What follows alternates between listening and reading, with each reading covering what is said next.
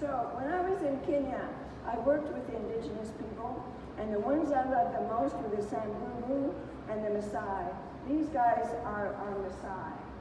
So that was my boyfriend at the time. He took me to his village to meet his family. And that's a cow dung hut. I love these people because they maintain their ancient ways. They don't have electricity or running water, so their footprint on the earth is very, very gentle. And they explained to me that elephants are their ancestors. And I asked them, well, what do you mean by that? And they said, well, elephants are human. I said, well, what do you mean by that? And they said, well, what makes you human is not your physical form, but your characteristics, your love of a friend, your happiness over a birth in your family, the sadness of a death of a relative, joy and happiness seeing an old friend that you haven't seen for a long time, and knowing right from wrong. So he also said that if elephants go extinct, humans will lose their soul and go crazy. You know, it is said that we don't protect what we don't love. We don't love what we don't know, and we don't know what we haven't been taught. So in Kenya, we did a lot of work to teach children about loving elephants. This is my team in Kenya. We had 20 employees, and we had some really fantastic projects, but I'm just going to talk about my favorite, which was going to schools and teaching them about elephants, because they just saw them as giant rodents, because they would break into the farms and eat their crops. And so we tried to give them another understanding of elephants. And I would travel in, not only in the big cities like Nairobi and Mombasa, but also to the rural areas where some of those kids had never even seen a white person. So that was a lot of fun, that they wanted to touch my hair and my skin, and we would have fun together. So,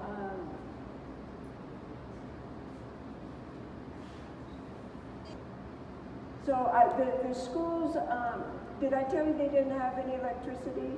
The schools didn't have any electricity, so all my equipment was battery powered.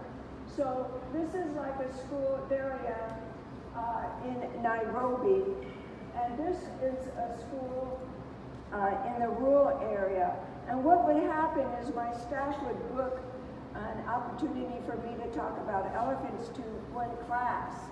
And I would show up, and the principal would see me and decide to cancel all the classes so everybody could get in on the presentation. So that's why it's so packed in there.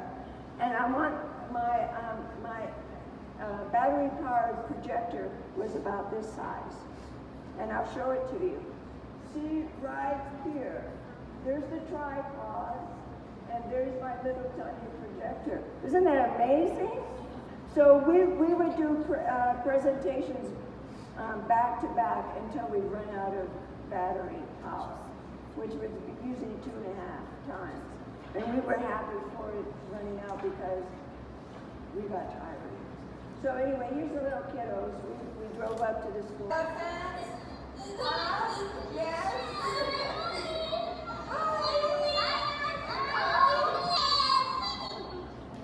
Are they cute? So one of the things we did, we started elephant kindness clubs in the schools. So this is one of the clubs. And I worked in an area that was predominantly Muslim, so you can tell that most of the kids here are Muslim. And I'm right there, the one with the sunglasses. And so what would happen, it was so effective to go to schools and to teach them about elephants. We also took them to the national forest. I mean the wildlife national parks, where they could see them in the wild and how they enjoy their lives wild and free. And so by the time my work there was finished, after 10 years, we had over 1,000 members in the Elephant Kindness Club across Nairobi. Kenya, all of them committed to becoming elephant conservationists.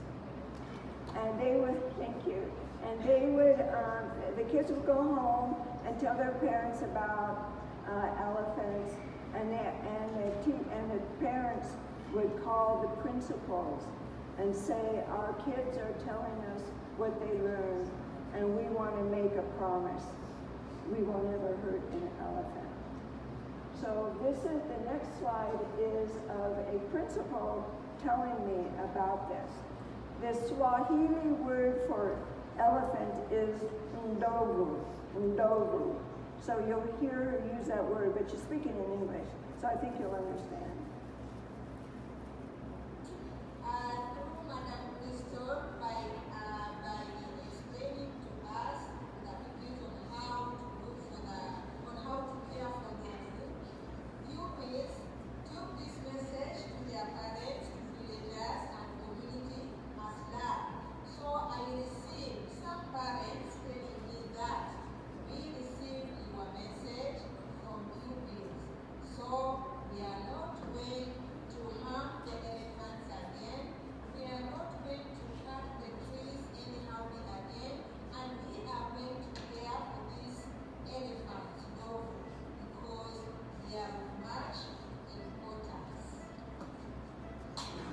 Understand what she was saying?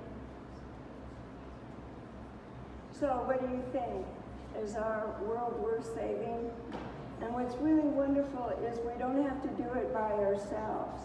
We have the elders and the mentors of the non-human nations, the four-legged, the finned, the feathered, and the creepy crawlers.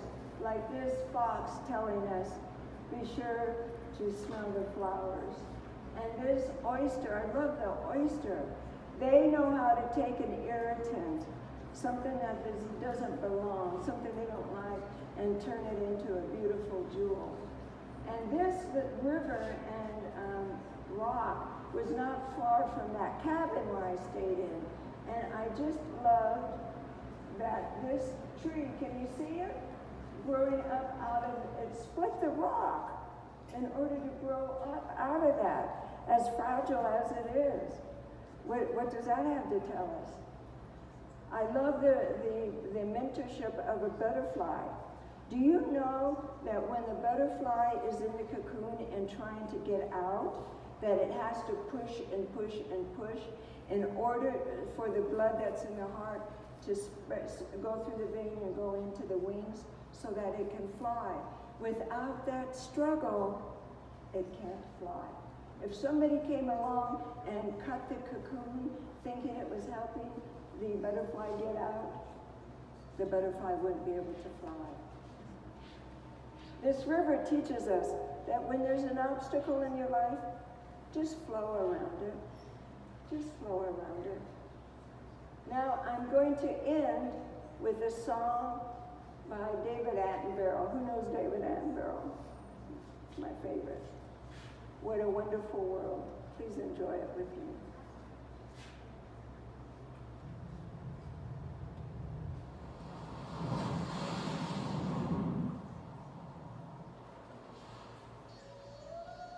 I see trees of green, red roses too. I see them bloom for me and you. And I think to myself, what a wonderful world.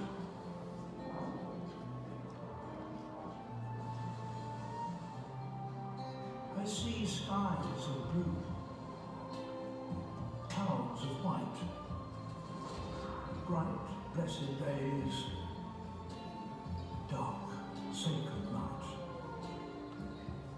And I think to myself, what a wonderful world.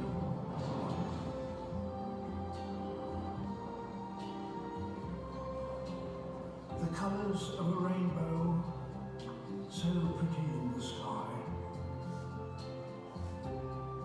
also on the faces of people going by. I see friends shaking hands, saying, "How do you do?"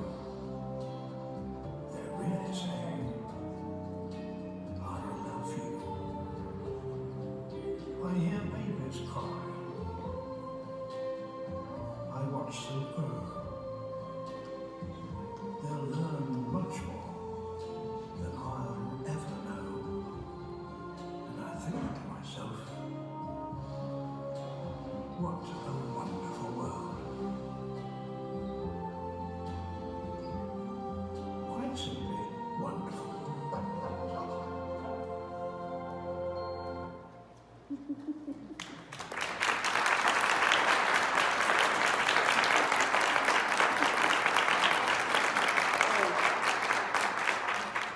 We might have a minute or two for a question, a comment, or rebuttal. No? What were the winters like in that cabin station? Were you up there in the winter? Yes.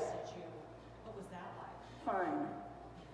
I had to cut a lot of logs, but I only cut down dead trees. What are you working on now that you're back in your actual?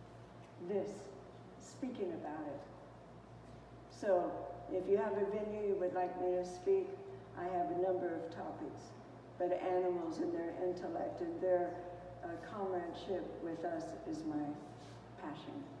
So thank you for asking. Book me.